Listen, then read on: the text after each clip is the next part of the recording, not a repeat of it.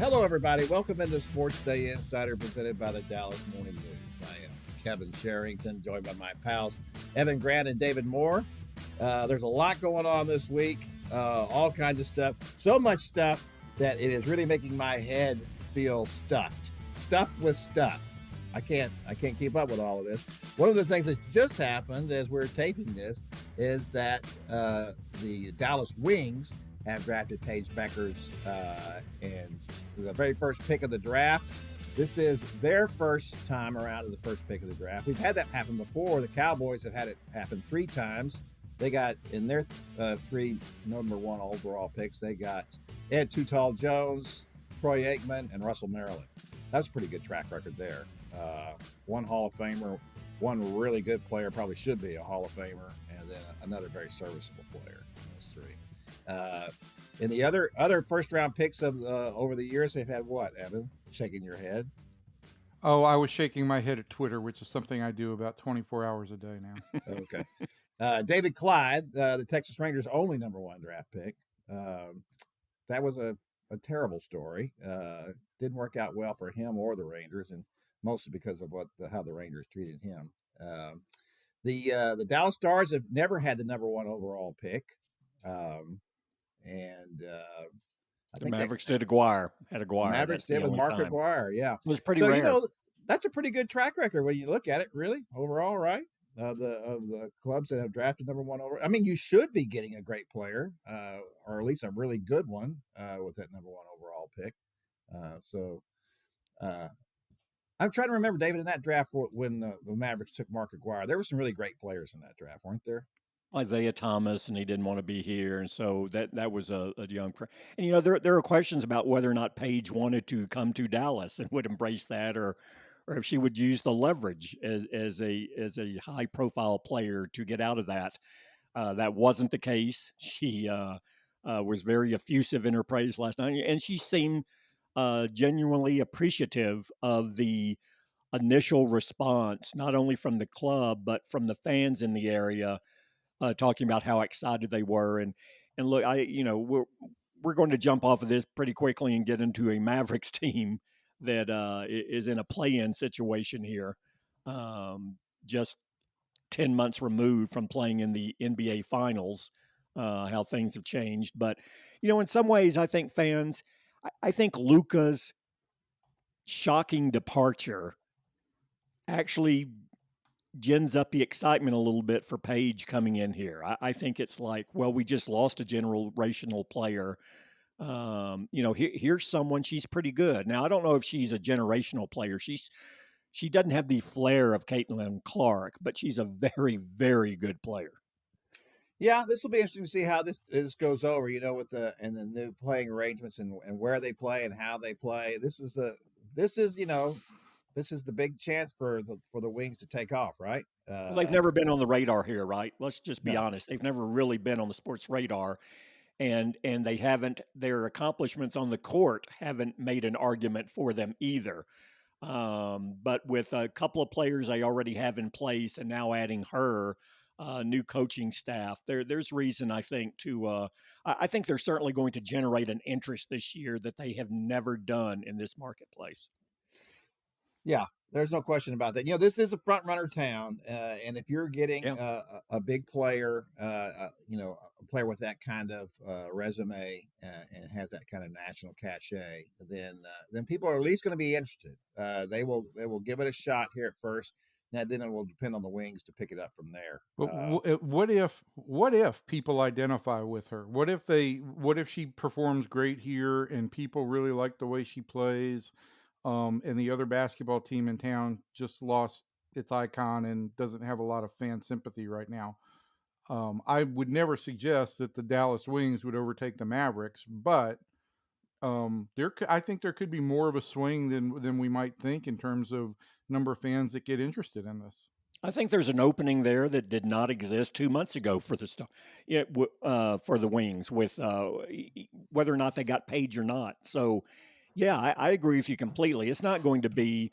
I don't think there are any diehard Mavericks NBA fans saying, "I've had it with the Mavericks, so now I'm Wings all the way. That's all I'm going to watch." That's an unrealistic expectation.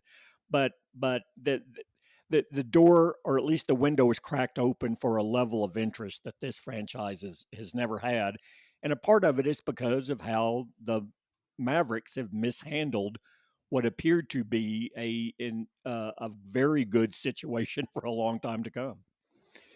Yeah, and they're probably just going to keep right on mishandling it for all we can tell. I don't know what's going to happen at this point, but we do know that they are going to be opening here with the Kings on Wednesday night in Sacramento.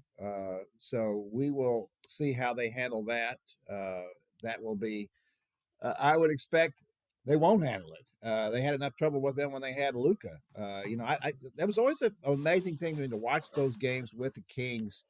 It always seems like a better team than than their record is to me. I don't know if that was just because of the way they handle the Mavericks, especially inside. Sabonis does such a great job that I think that they struggle with that a little bit. But this should be, I would expect, a one and done here, and then a lot of introspection about what they're going to do, what they'll do in the draft after that. I certainly don't. You don't get that much of a chance of getting past this first round, do you, David? Well, no, there's no way. It's just whether they get into the first round. I mean, Oh yeah, I'm sorry. I should have said playing game. I think there is a chance. I mean, I could see them winning now with Anthony Davis back and Gafford and Lively's played just enough. I could see them potentially getting in, but look, Oklahoma City is just going to manhandle this team if they get in. They're going to get in at 8, and they're not going to do anything. So, the expectations from what they were 2 months ago to now have just been obliterated. And you haven't seen this team together enough to get a feel for if it will be successful the way they envisioned when they made this trade. So, yeah, I just don't think there's a lot of upside or excitement or reason for excitement on this Mavericks team right now. Yeah, I don't either. Let me ask you this, because this is something that came up obviously a lot. And if you went to any Mavericks games toward the end there, and if you were certainly there the night that Luka made his return with the Lakers, you heard a lot of the referendum is that fire Nico, Joe Nico, fire Knuckleball just Nico. doesn't work anymore. Yeah, that's right. Fire Nico. Let's look at this situation because as I addressed it the other day in my column, my feeling is that look, obviously I thought it was a bad trade, but we saw for when everybody was healthy for a little, not quite 3/4, it did look pretty good, and there are a lot of people in the NBA who feel like it could be pretty good if everybody's healthy. So David, is it a little much to say to this team, fire Nico at this point? Shouldn't he get at least a chance to go through this next season when everybody's back and everybody's healthy before we pull the ripcord on this thing?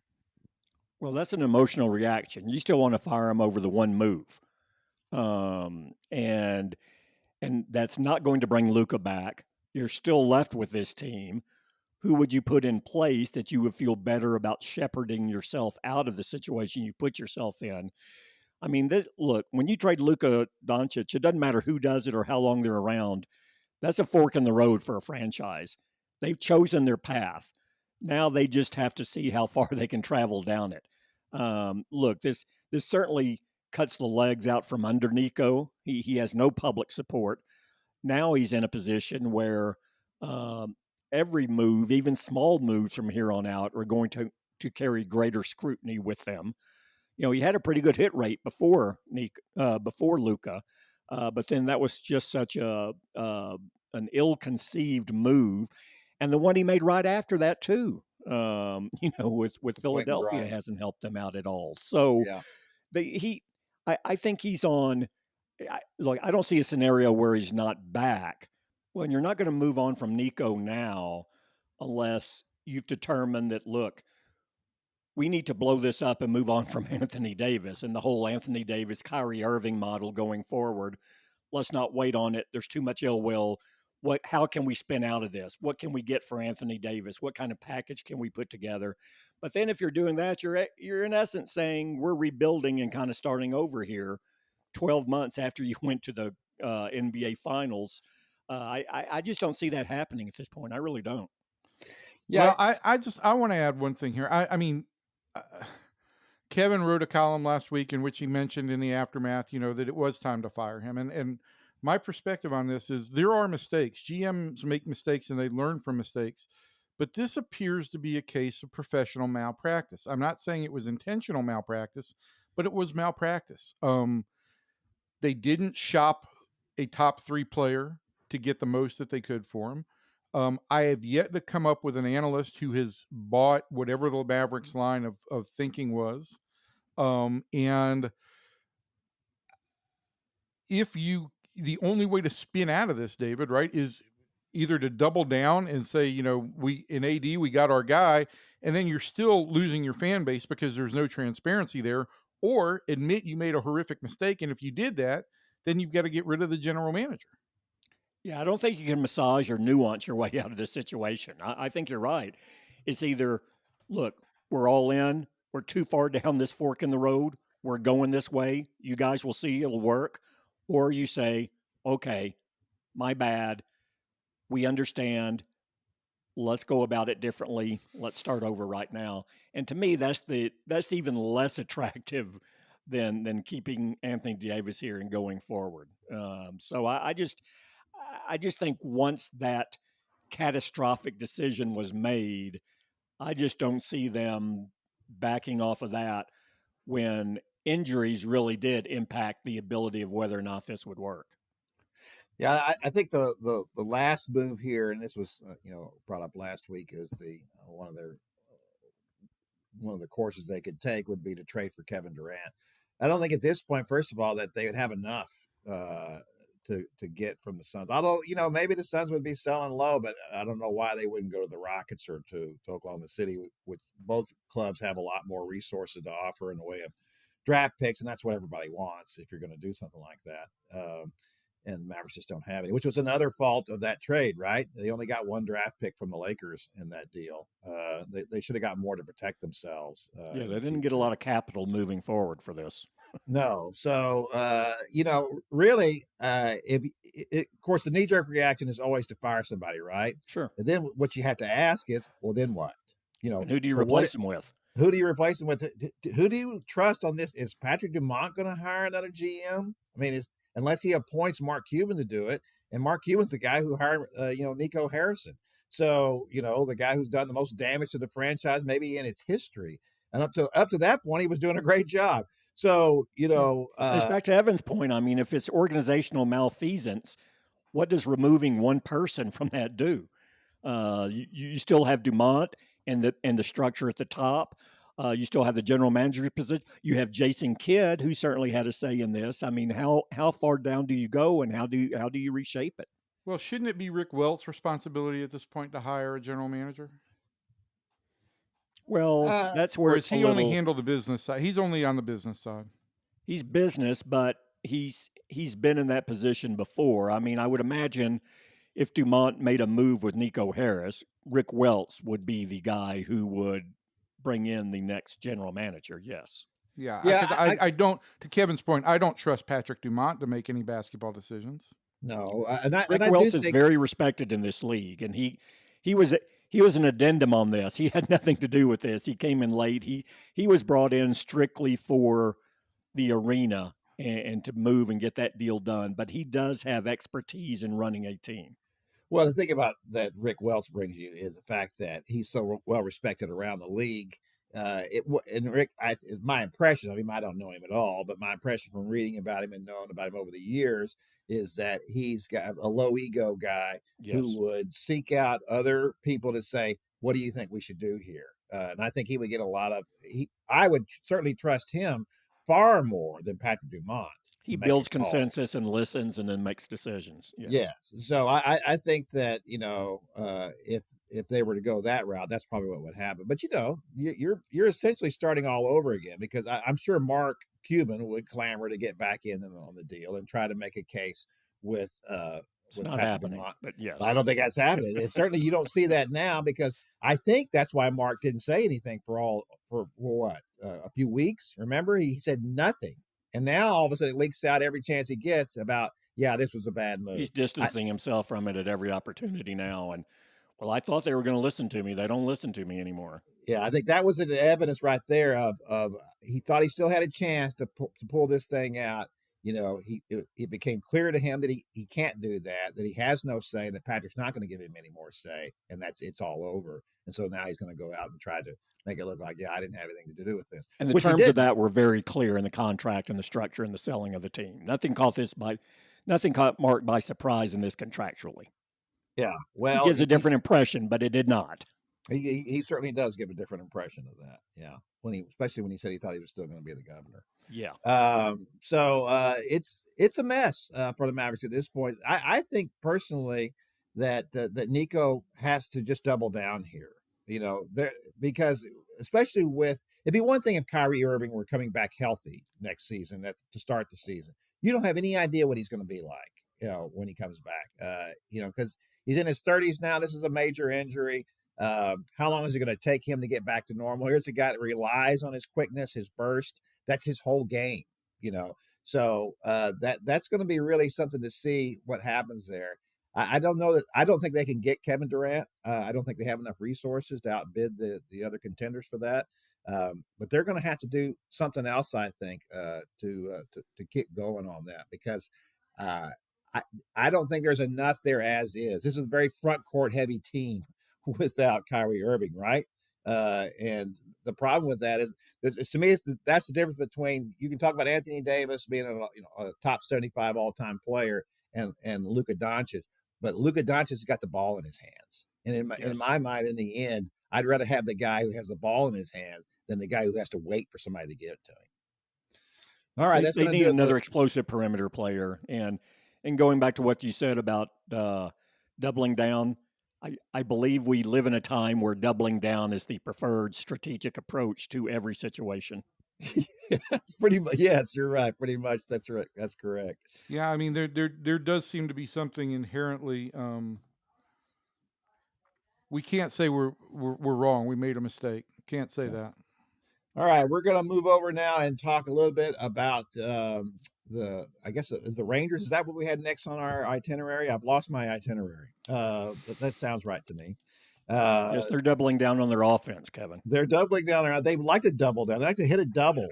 Can anyone on this team put the ball in play? That would be my question about these Rangers. Evan, it's awfully early, right, to be pulling the plug on things. But one of the things that Chris Young talked about was that he was not going to tolerate a slow start. Now, it depends on what you consider a slow start. I mean, this is slow. There's no question about that. How long do you give these Rangers before Chris maybe starts to get a little antsy? Well, listen, I will say this on Sunday, right? Bruce Bochy's tone changed from "we will hit" to "we've got to start hitting." And I still think 2 weeks and 10% of the season in is a little bit early for anybody to be panicking. Check back with them at the end of April, but this team didn't hit last year and it hasn't hit to start the season. So I understand the level of concern. My perspective here is you went out and you brought in two guys in particular, and Jake Berger and Jock Peterson, to help this offense. And there was thought behind it, and that they did things well. They haven't hit to start the year. I would say that the Rangers had a good thought process here. They made sense with what they were doing. Now they've got to let these guys play. They've got to let this team get its legs, and they've got to see what they've got. And you don't do that in, 10% of the games. So you're essentially saying that you'd make wholesale changes in the Cowboys season after one game. And I know fans would probably do that, but I don't think you can afford to do that in baseball. And to the other point is, what changes are they going to make? Are they going to bring up Evan Carter? He's played in half of Round Rock's games, and he's hitting 140. Alejandro Ozuna was the buzz of camp, but he's hitting under 200 at AA. I don't see what the big changes are that they would be able to make. They got this team. They put it together. They're 9-7, despite the fact that the offense has got a 208 batting average. I think they've got to just give this team at least 100 at bats, 150 at bats apiece, to see if these guys can get out of it. I'll say this, Kevin, for one example, Jock Peterson is 3 at bats short of his worst offer in his career. He went 0 for 29 for the Dodgers or 0 for 29 in 2019. He's 0 for 26 right now. His OPS at the end of 2019, 874. So I don't think that these first 2 weeks are necessarily indicative of where this team is.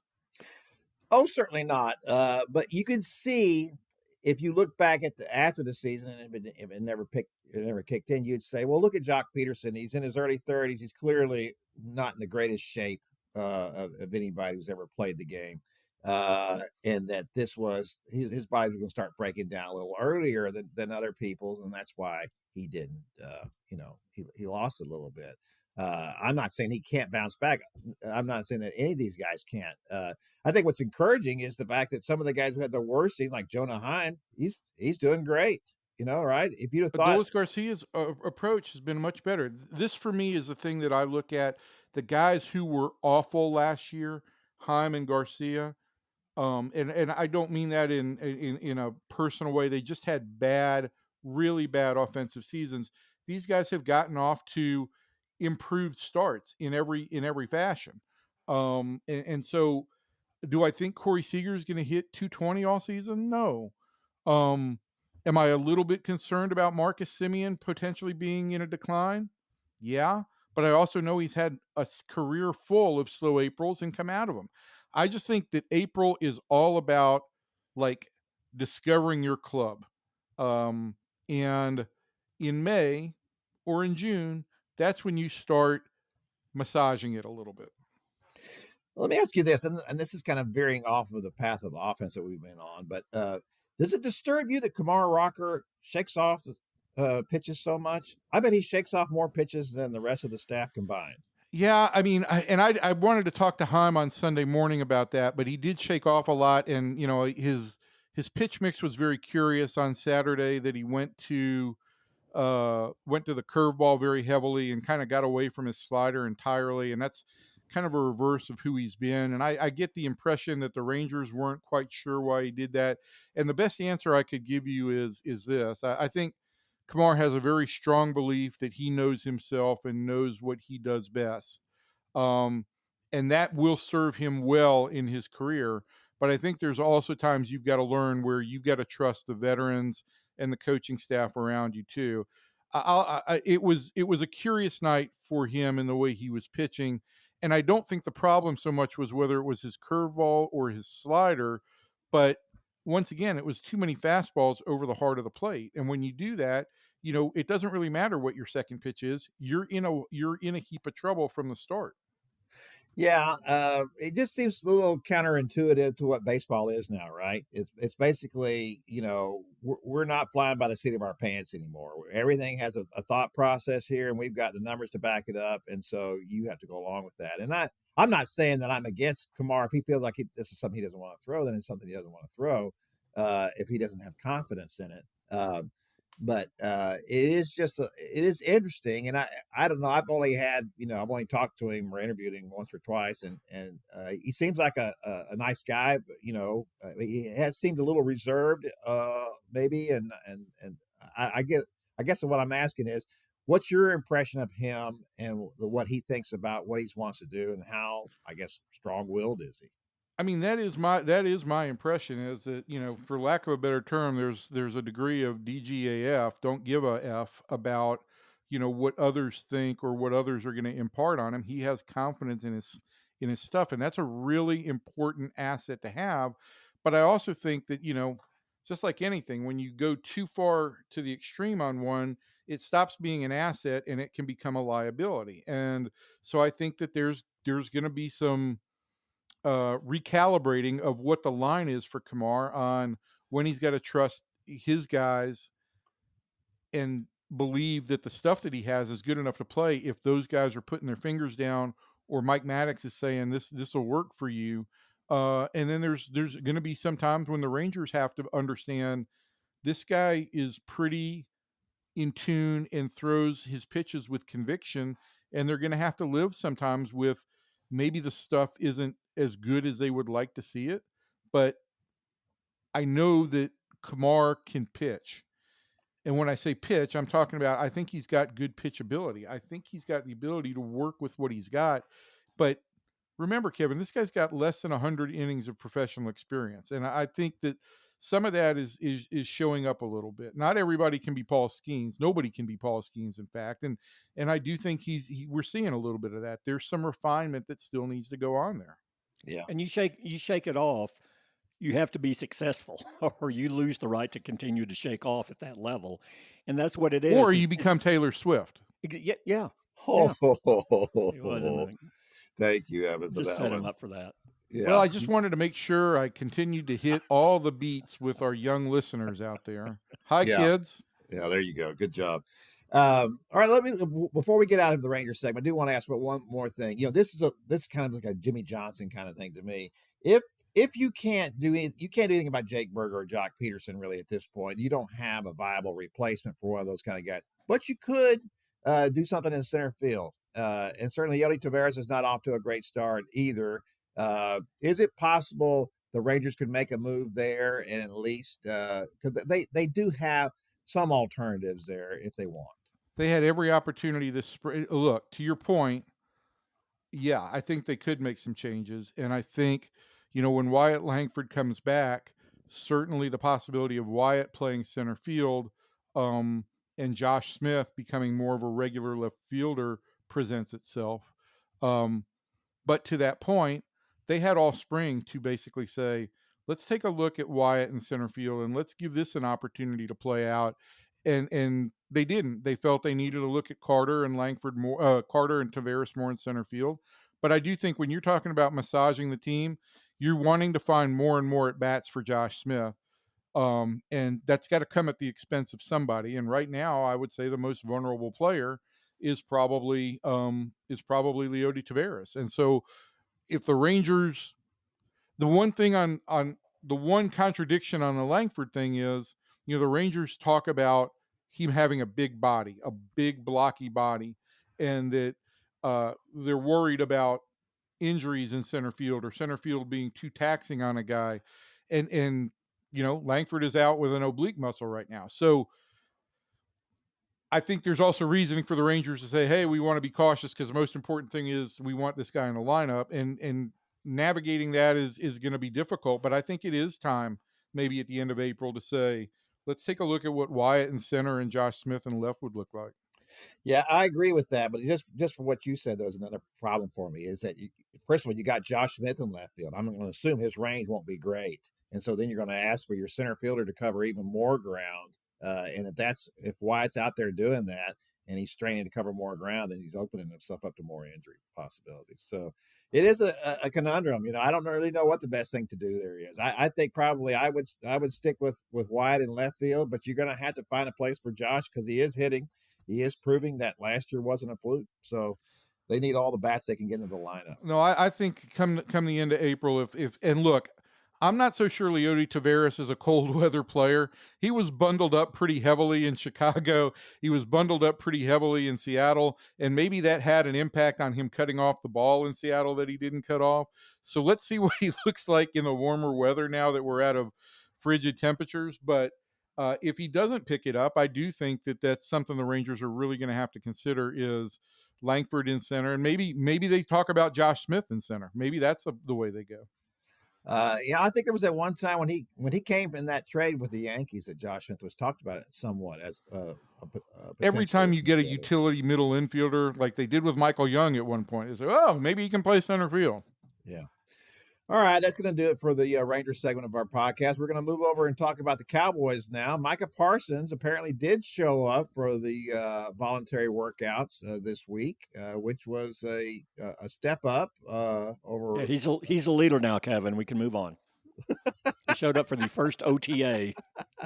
He's a leader. Move on to another topic. I think that, Dave, I think what we're going to find is that Micah Parsons is the leader for this generation.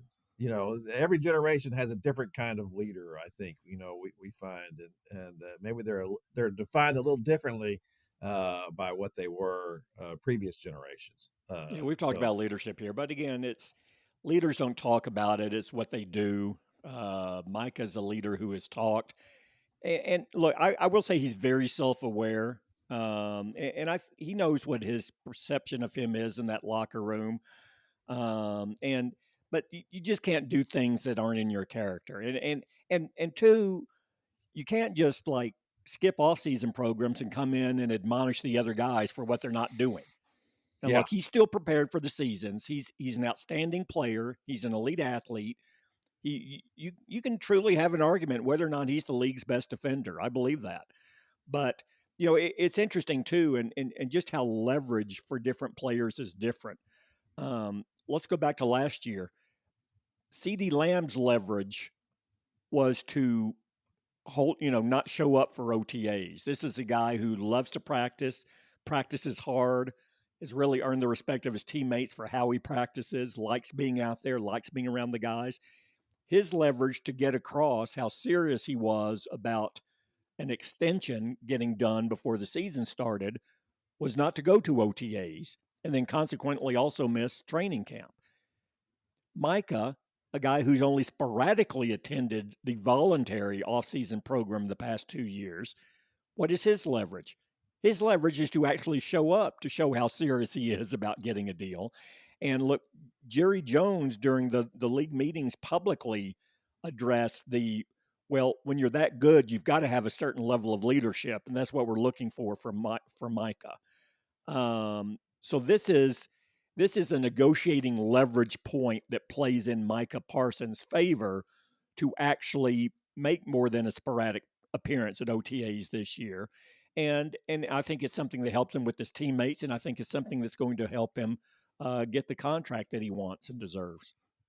I got to ask you, David, and I don't know this, but just from watching the whole scene develop, just that whole crazy scene with Jerry Jones when he was saying he didn't even know who the name of Micah's agent was, David Mulligetta. You know, I it. talked to him afterwards and pressed him on that point and said, "This is just hyperbole," and he said, "No, it is not. I would not Well, know him if he walked up to me." and so, but it doesn't feel like this is the old days with Jerry, and like in the '90s when he made best friends with these guys, and they were all going over the head of the head coach to the owner. Doesn't it feel a little bit like? Uh, I just get the impression Jerry loves Micah, and that he just wants to have a relationship with Micah like he had with Deion Sanders and everybody else back in the day. Oh, I think Jerry is at I'm 82 years old. This is the way I do things, like it or not. And Jerry has never been that way before. I think you've started to see that change here in the last year to year and a half. I think he's much more, no, this is the way we're going about it. Why? Because I say so. Where in the past he felt the need to appease the fan base and at least hear them. He would still do things the way he wanted to do it, right? But he would massage the message. I think now there really is an element of, look, this is who I am. If you're not accepting it by now, I don't know what I can tell you. And so that I think is different. And look, I know people made a big point of, well, how could you not know Muggaletta and you're doing the contract? And look, Steven is doing the heavy lifting on the details of the contract. This is not Jerry doing it. Jerry approves it. Jerry gives the marching orders. Jerry has the final say on what he will accept on the contract, but it's not him. He's not doing the individual contracts anymore other than signing off on the approach and the final number. So that's all Steven. So the fact that Jerry wouldn't recognize David if he stepped up to him in the meetings is really irrelevant. And remember, all of this got started, because Jerry and Micah had a conversation about a contract where Muggaletta wasn't included. Who initiated the call? Micah Parsons. It wasn't Jerry Jones calling Micah to do a workaround. And you were talking about, I agree with you completely. I think Jerry sees a lot of Deion in Micah, just as far as level of performance, how charismatic he is. Jerry is obviously attracted to that personality type and really enjoys being around that type of person. But I'll say that works two ways too. Micah really cherishes his relationship, from what I can tell, with Jerry Jones. He's constantly talking about the time he spends with Jerry and how much it means to them. And I think both of them got caught up in their relationship a little bit, said, okay, let's sit down, let's work this out. And while they agreed on the broad parameters of a deal and how it was going to work, once then you get to the level of actually making it work and putting pen to paper. And Micah's representation's going, well, wait a minute. The devil's in the details here. You didn't get protection here. This is what this needs to be. We need to do this. And then that initial excitement of the two of them sitting down and going, oh, yeah, we're going to make this work, devolves into the reality of actually making it work. Yeah. Let's move over, David, and talk a little bit about the draft. We're getting really close now. It's just a little over a week away. A week from Thursday, yeah. Yes, sir. In all these mock drafts we're seeing, it's funny how these things move. And, of course, a lot of it had to do with the combine and how people tested. And specifically, I'll talk about Matthew Golden, the wide receiver from Texas, who until he ran that 4.29 40 at the combine, which was the fastest time at the combine, he was a marginal first rounder at best. And now I guess there's some speculation as to whether he might be the first wide receiver to go, with Ted Aurora McMillan of Arizona being the other candidate probably at this point. If, in one of the latest ESPN mock drafts, I see them having Golden going to Texas. I'm going to the Cowboys. I don't have a problem with that at all. I do think that watching Matthew play for Texas, you never got the impression of the speed being such an element of his game. It wasn't like he was, flying down the field on some kind of fly pattern and they're throwing bombs to him. They didn't. That wasn't their offense, but he did make a lot of really good catches. He ran good routes. He was a very dependable receiver for them. So I guess what I'm saying all this to say, if that's who the Cowboys take at 12, I don't have a problem with that.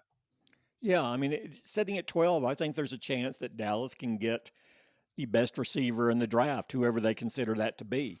And it's hard to envision a scenario where more than one wide receiver is off the board at 12. And maybe the receiver who's off the board is not the one that you had rated the highest. See, I think this is what's your favorite flavor sort of receiver class of the top two or three. I think between Golden, McMillan, and the Ohio State receiver, I don't know that there's. I think those two are probably separated a little bit from Big Buka, yeah, Buka, but I think he's right there in the mix too. And Burden's a guy who doesn't practice well, but is an outstanding player on game day. So and I wouldn't completely dismiss him either. Although I think he's more likely late first than right in that the top third, which is where the Cowboys would be. Yeah, I tell you, I've kind of been sticking to my whole thing that Jahdae Barron, the Texas defensive back, that is the guy I would take. He's in that range. I mean, he's a player to discuss in that range, no question. He is, but in a best case world scenario, I think I would take him, but I just don't think there's enough wide receivers to go around. I mean, if I thought that Luther Burden from Missouri would slip to the Cowboys in the second round, well, then for sure, I don't think he'll be down that low though. And once those top four receivers are gone, I don't know how much you really upgrade yourself at that position. Yeah. Yeah. Whereas now you don't get your running back in the first or second round, you can still upgrade at that position if you're the Cowboys. And to me, this is part of the discussion point at the Star the rest of this week and leading up to the draft is, okay, these three positions are pretty clearly rated the same, but what is the drop-off if we don't get a receiver in the first, if we don't get a running back in the first, if we don't get a corner in the first?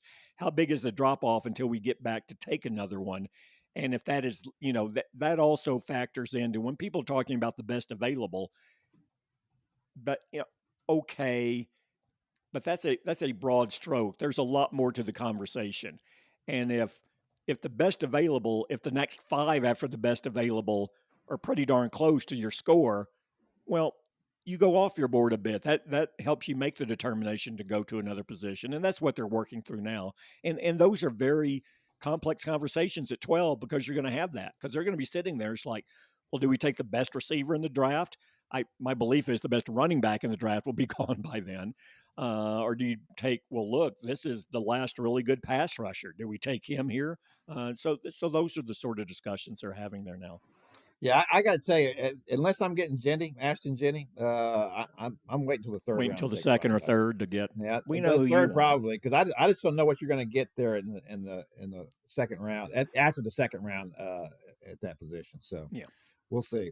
All right, we're going to move over to our last segment here and talk a little bit about the Masters. Rory McIlroy comes back to complete the career Grand Slam and join 5 other players. Only 6 players have ever won all 4 majors, and he took the longest to do it. The other 3 was really interesting. I thought we had a note about that in the paper the other day. Most of them, I guess all of them, completed the Grand Slam between their 3rd and 4th wins was anywhere from 1 to 3 years. Once they got in that position, the whole strike while the iron is hot, which is and Rory did but not there's do something that. to be said about the way Rory did it, and not just that it was 11 years since he won his last major and came back and did this, because he is only 35, but the way he did it on that back 9, that was I've rarely seen a major golf tournament play out that way. And I know people are saying, "Oh, here Rory goes again." He just hit a few bad shots. I mean, and it just happened every time he did, someone else did something right at that moment. But he kept coming back. Talk about the perseverance after 11 years to survive that back 9, which again, I don't think this isn't a Vandervelde or something where you just completely wheels come off, or Spieth that year in the Masters. This Sure. it wasn't a total implosion like that. It was just, oh, well, you miss one shot here, and suddenly what looked like a pretty strong 3-stroke lead is suddenly down to 1, and now 4 guys you weren't even talking about on the front 9 are now back in contention with playing incredible golf. So it was quite a spectacle. I thought the final 9 holes. They're all over the place in that one. We were in our family. We were watching it, and my oldest son is a pretty good golfer, and I was betting him about Scheffler and how close he was going to come. And Scotty came back and was pretty much in it. If anybody else had fallen apart a little bit more, if he'd have gotten a few shots to fall, he'd have been right in the mix too. I did think that he looked more rattled at this Masters than I've seen him in any major golf tournament in the last couple of years. And that's always been Scotty's game, is to remain so cool and unflappable. And then when he was out of it, basically he got to 17 with a chance to come back and tie. I know. It was just wild. And Bryson DeChambeau just never. But again, I thought Bryson played his way out of it, but then he hit just enough good shots late to keep himself in it. Yeah, and the fact afterwards where he said that he and Roy didn't speak after basically then their whole round. The whole round, yeah. And he said, "Well, you didn't even talk to me." And then the person asking the question said, "Well, did you try to talk to him?" And it's like, well, he wanted to talk to him. He wasn't doing any good. So you weren't putting a lot of effort in either. Both of them enjoy kind of picking at each other here. Yes, they do. That has a lot to do with the live golf stuff, of course, and all of that, and how that's developed over the last couple of years. But that was a lot of fun to watch that ending. I will say that. I did feel like that he was going to do that, come back in the end. Although, I felt like the first time he was on 18, on Sunday, I thought, oh, he just looks so tight on that putt. It's like this is not a difficult putt right here, and he just looked like he didn't even want to move. I thought, I think I could take that putt for you if you'd like me to. I think I can. Well, again, and that's the thing. That's where I talk about not falling apart. He had that putt to win it without going to the extra hole. You did not, missed it left, didn't even give it a chance. And then when he hit that spectacular shot after he stumbled a bit into, I guess, 15 it was, where he had like about a 5-foot putt for an eagle, and he misses that. So suddenly, you talk about the momentum of golf. He got a birdie, picked up a stroke, and you're like, oh boy, he blew a chance.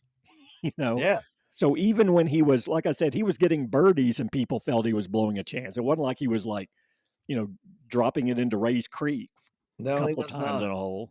But it was an entertaining Sunday. I will say that. That was a lot of fun to watch. So we'll and Scheffler's show too. He's just going to. He didn't play well, but he's to still hang in there and be there. He just plays that course so well. I don't think we've seen his end of mastery at the Masters for Scheffler.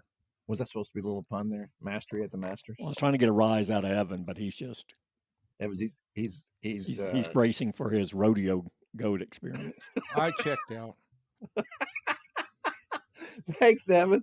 Thanks for just checking out on this podcast. We're hoping that our listeners haven't checked out yet. They haven't, because they just come in to listen for me, and so if I don't say anything, it just gets them more attentive because they're waiting for me to jump in. Yeah, I'm sure that's what it is. Are you buying that? Yeah. No. Sure. Right. Yeah, no, I do have to head over, so I need to big out here. Well, we're all out of there. This has been enough for us. We packaged as much. Certainly of this been enough for the we, listener. For we can. I think we covered like 12 or 15 subjects in this one podcast. This is the most economical podcast we've ever done. We were really efficient getting all this stuff in here. It's kind of amazing. So we'll come back and do it again next week. So me not speaking helped the efficiency. Yeah, I enjoyed it. This is my favorite podcast so far. So from everybody in here to everybody out there, thanks, and we'll see you next time.